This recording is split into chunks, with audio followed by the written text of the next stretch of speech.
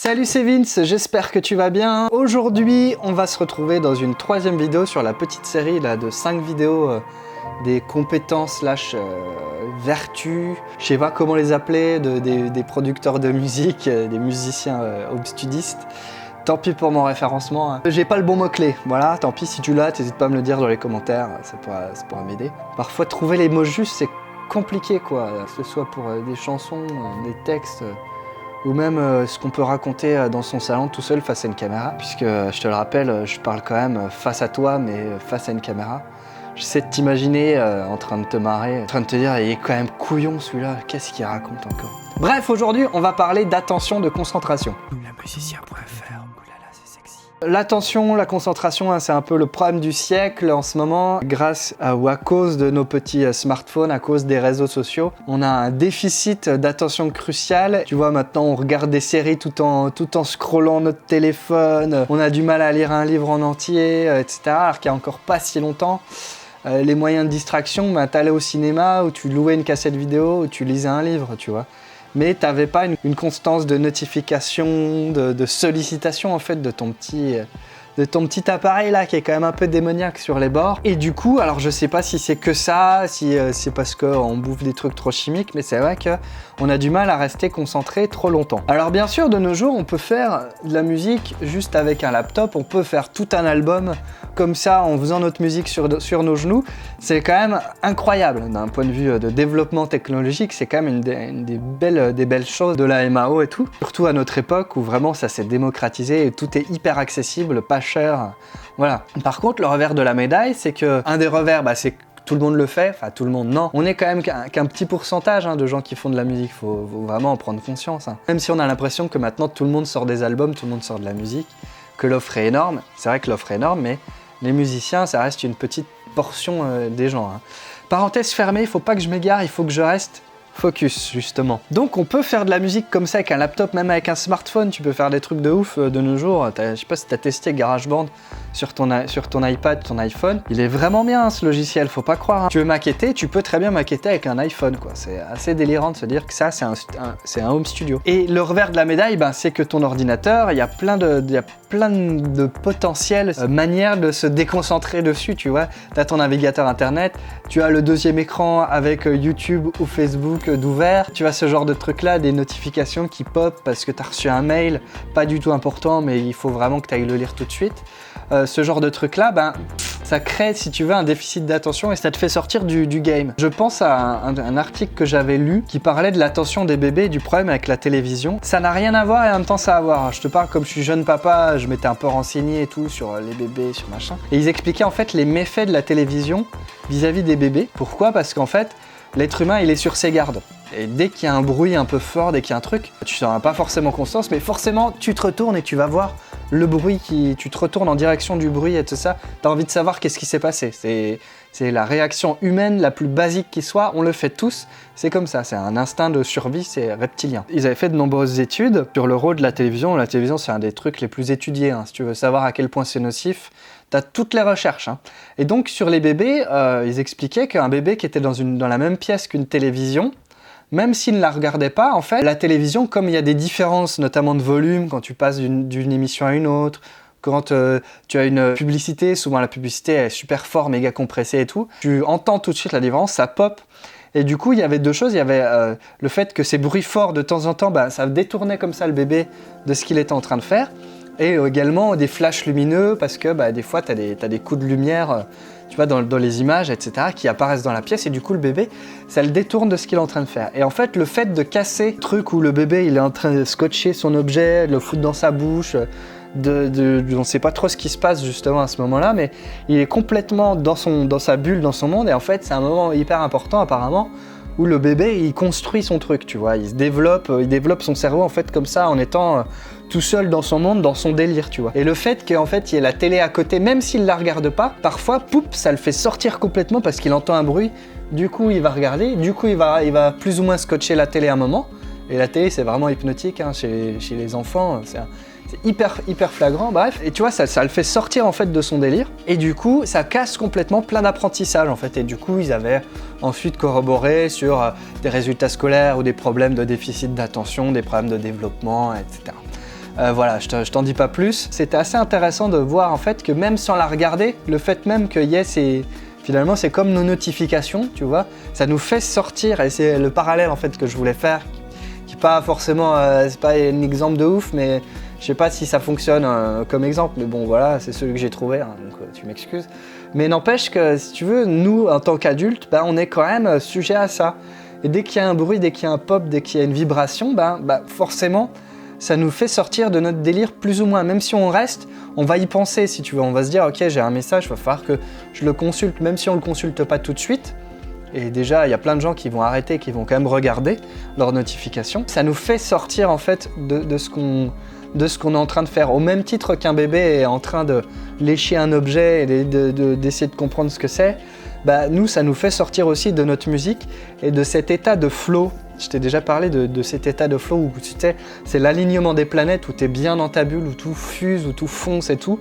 Et où, si tu veux, tu peux travailler pendant X heures sans voir le temps passer, et tu accomplis des choses. Un peu un état de grâce où vraiment t'es à ta place, t'es bien, tu vois.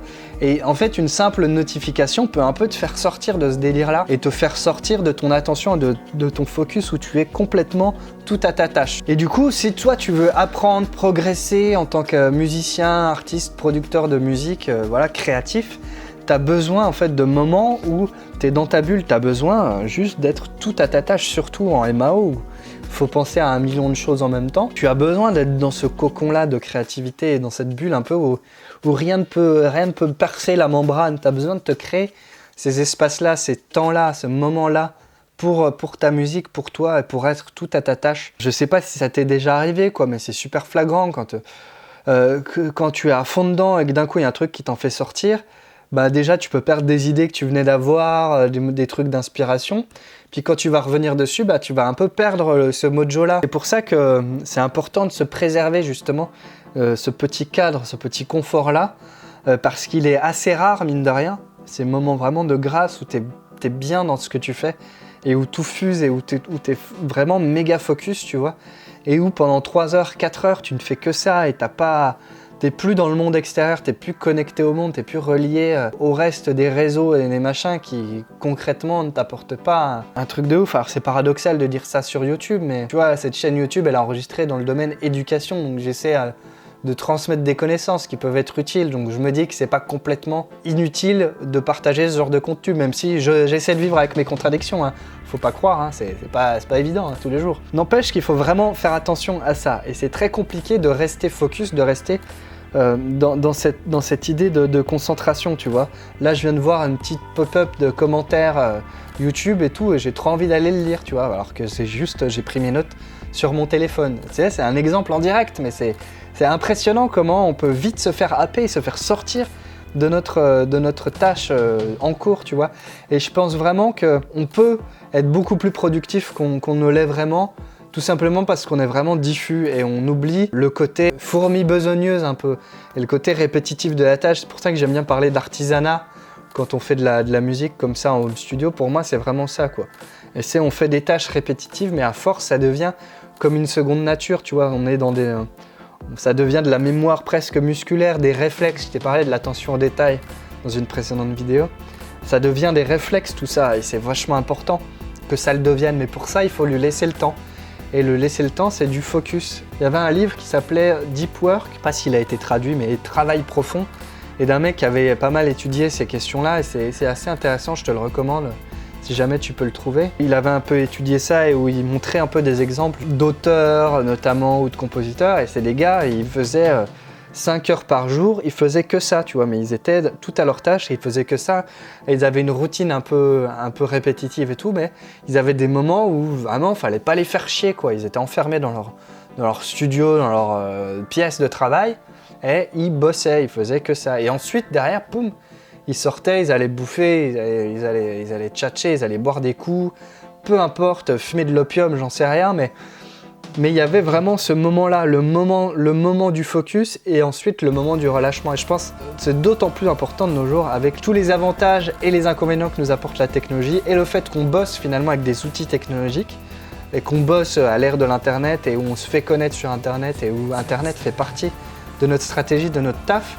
Voilà, c'est important de trouver ce moment de focus, tu vois. Et je pense que si t'es pas encore capable de t'asseoir pendant 3-4 heures à ton studio pour ne faire que ça, mais vraiment ne faire que ça, hein, c'est-à-dire avoir déconnecté tout et être pleinement à ta tâche, bah voilà, t'as encore de la marge de progression, je pense. Maintenant, comment justement tu peux améliorer ton attention, ton focus pour devenir plus productif et plus efficace quelque part aussi. Le premier truc, c'est de couper tout, hein. Tu peux débrancher ta box s'il le faut, couper ton Wi-Fi, en plus ton ordinateur fonctionnera un peu mieux. Mettre en mode avion, voire éteindre ton téléphone.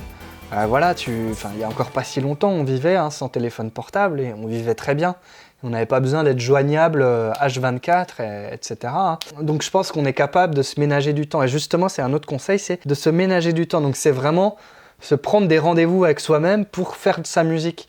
Parce que avec la vie qu'on mène, si tu as un taf, une famille, etc., t'as pas forcément le temps et on est toujours en quête de temps. Et le temps, tu peux le créer, mais faut pas le gâcher justement en étant qu'à moitié dedans et en étant qu'à moitié productif. Parce que déjà, commencer le lancement, c'est ça le plus compliqué. Se mettre à une session et commencer un titre, finalement, c'est ça le plus compliqué. Ou terminer le mixage, mais il faut bien commencer à un moment. Ça prend du temps. Et c'est ça le plus dur, justement. Et une fois que tu es lancé, en général, tu n'as plus envie de t'arrêter. Hein. Mais il faut se ménager, il faut se donner rendez-vous, je pense. Et se dire, quitte à se le noter dans ton calendrier et dire, je sais pas, à ta femme ou à tes gosses ou à machin, que tel jour, à telle heure, non, je fais ma musique et c'est quelque chose que tu en as besoin pour ton équilibre, pour voilà. Et je pense qu'on vit tous faire des concessions, etc. Et je pense que ça peut être une des concessions que tu peux demander, je sais pas, à ta conjointe ou à ta famille. C'est se dire, tel jour, à telle heure, je fais ma musique et me cassez pas les couilles, foutez-moi la paix, je suis dans mon boulot, quoi. Moi, je bosse à la maison, crois-moi, c'est très difficile d'avoir cette discipline-là où vous m'oubliez, quoi. Et passer 16 heures, j'ai Baby et ma copine qui sont juste à côté de moi et moi, je continue à bosser avec le casque sur les oreilles et ça demande un peu la foi, mine de rien. Donc c'est important de créer ces moments-là. Si vraiment tu as du mal à rester concentré, crée-toi des petites périodes de temps. Hein. Fais-toi des mini-sessions d'une demi-heure, 3/4 d'heure et essaie de voir ce que tu es capable de produire en une demi-heure, 3/4 d'heure. Et essaie d'améliorer ça, cette unité de temps-là, tu vois. Et ensuite, peut-être, tu vas pouvoir augmenter la durée de tes sessions, mais tu vois, je te dis pas de devenir un monstre et de passer une demi-journée sans rien faire, sans boire un café, sans t'arrêter. Mais il faut apprendre à créer et à élargir sa plage de focus. C'est vraiment important, quoi. Et ça passe aussi par là. Ça passe par des petites étapes et tu vas pas forcément devenir un monstre de concentration du jour au lendemain. Et ça se travaille, hein, c'est vraiment ça. Putain, j'en chie encore régulièrement, mais n'empêche que c'est comme ça que ça se passe. Tu peux essayer aussi de trouver le meilleur moment pour toi pour créer ta musique. Ça peut être la nuit, quand tout est calme. Ça peut être le matin. Le matin, souvent, c'est là où on est le mieux, le plus en forme, le plus à même de faire le boulot, si tu veux. Si on était payé 8 heures, mais qu'on nous laissait que 4 heures pour faire notre boulot, je pense que quasiment tout le monde pourrait faire son taf juste le matin et ensuite on irait pêcher ou faire de la musique l'après-midi. Et je suis sûr qu'on pourrait être tout autant productif, en fait. Plus on se laisse le temps, plus on a tendance à diluer le truc, tu vois. Alors il y a évidemment des boulots où c'est pas possible, mais je crois vraiment à cette théorie-là et je pense vraiment qu'on peut comme ça devenir très attentif et très focus sur une petite période de temps. Donc à toi de trouver un peu ce qui fonctionne pour toi, pour ta musique, pour ta situation personnelle. Et je sais qu'il y a des situations qui sont plus faciles que d'autres. Et je m'en suis pas forcément rendu compte, mais j'ai perdu pas mal de temps avant de devenir papa. Et alors que j'avais justement beaucoup de temps. Et le temps qu'on a, c'est la seule ressource qu'on a tous en commun. Et on est tous sur un pied d'égalité, c'est-à-dire qu'elle est limitée pour chaque être humain. Et donc il faut essayer d'en profiter au mieux en fonction des objectifs, en fonction de ce qu'on a envie de faire dans notre vie. Je pense pas qu'on a un problème de temps, je pense plus qu'on a un problème de focus, de déficit d'attention et qu'on a un problème de choix, de décider que ce temps-là, il est pour moi, pour ma musique, pour mon projet. Et à côté, ça n'empêche pas de créer du temps pour la famille, la maison, les amis, d'autres projets. Mais il y a un moment où on ne peut pas tout faire, il y a un moment où il faut choisir, il y a un moment où il faut se créer des espaces de temps.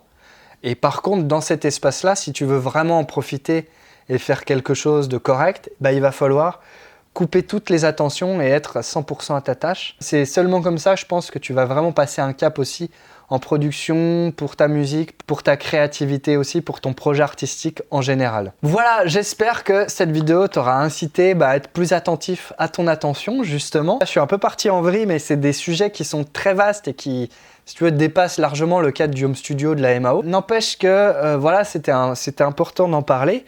Donc n'hésite pas à me dire en commentaire, toi, ce que tu penses, si tu arrives à rester concentré 10 minutes, 1 heure, 10 jours d'affilée. Ou pas, puis à laisser le pouce, à t'abonner à la chaîne. On se retrouve dans une prochaine vidéo. Je te laisse, fais plein de musique. Ciao!